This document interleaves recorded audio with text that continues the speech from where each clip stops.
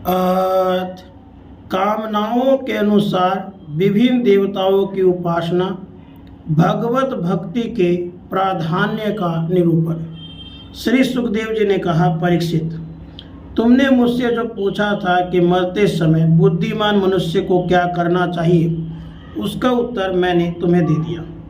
जो ब्रह्म तेज का इच्छुक हो वह बृहस्पति की, जिसे इंद्रियों की विशेष शक्ति की कामना हो वह इंद्र की, जिसे संतान की लालसा हो वह प्रजापतियों की उपासना करे, जिसे लक्ष्मी चाहिए वह माया देवी की, जिसे तेज चाहिए वह अग्नि की, जिसे धन चाहिए वह वसुओं की, और जिस प्रभावशाली पुरुष को वीरता की चाह हो उसे रुद्रों की उपासना करनी चाहिए, जिसे बहुत अन्न प्राप्त करने की इच्छा हो वह अदिति का, जिसे स्वर्ग की कामना हो अदिति के पुत्र देवताओं का, जिसे राज्य के विलासा उसे विश्व देवों का, और जो प्रजा को अपने अनुकूल बनाने की इच्छा रखता हो उसे सादे देवताओं का आराधन करना चाहिए।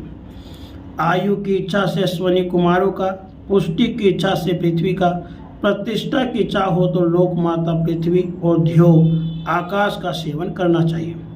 सौंदर्य की इच्छा से गंधर्वों की, पत्नी की प्राप्ति के लिए उर्वशी अप्सरा की, और सबका स्वामी बनने के लिए ब्रह्मा की आराधना करनी चाहिए। जिसे यश की इच्छा हो यज्ञ पुरुष का, जिसे खजाने की लालसा हो वरुण का, विद्या प्राप्त करने की आकांक्षा हो भगवान शंकर का, और पति पत्नी में परस्पर प्रेम बनाए रखने के लिए पार्वती जी की उपासना करनी चाहिए।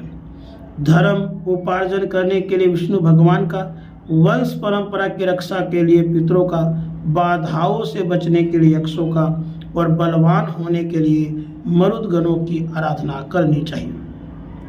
राज्य के लिए मनवंतरों के अधिपति देवों का, अभिचार के लिए निऋति को, भोगों के लिए चंद्रमा को, निष्कामता प्राप्त करने के लिए परम पुरुष नारायण को भजना चाहिए।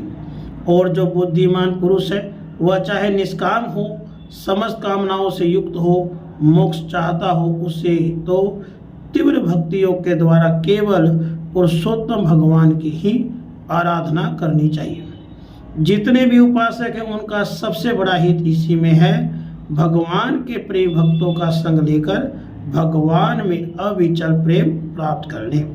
ऐसे पुरुषों के सत्संग में जो भगवान की लीला कथाएं होती हैं उनसे उसे दुर्लभ ज्ञान की प्राप्ति होती है, जिससे संसार सागर की त्रिगुणमयी तरंग मालाओं के थपेड़े शांत हो जाते हैं।